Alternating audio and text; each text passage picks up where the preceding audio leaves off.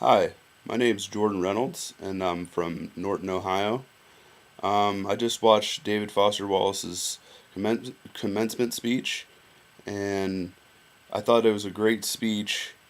It was different from a lot of commencement speeches that I've seen.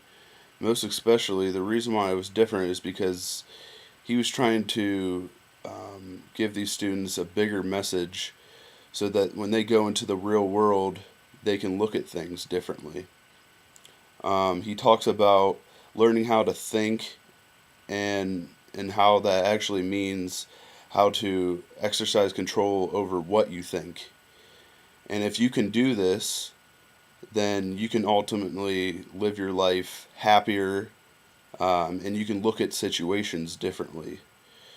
Um, he talks about how if you learn how to think, then you won't go through your life in a unconscious state, which means, um, like he said, after a long day of work, you go to the grocery store and there's traffic and there's all these SUVs, and you think, why do people drive these? Because they're gas hogs and all this stuff. Well, maybe the reason that they drove them is because they're afraid because they got into a bad accident before.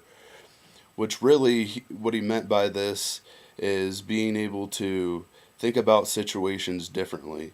That not every two people view the same situation the same.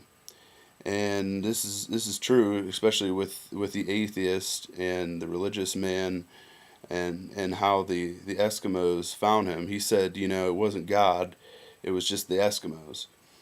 Well, I mean, you just have to think of everything in two different lights because um, if you don't, then you're constantly on a default setting. It's all about me. When really it's not about you. It's about the other situations that are going around you. And and also when you're on the default setting, you're always thinking negatively. And if you learn to think um, in two different lights, then you could see something that might be negative and turn it into a positive. And if you can do this, then you can live a happier life. You can take something that's maybe not so good and turn it into something that is.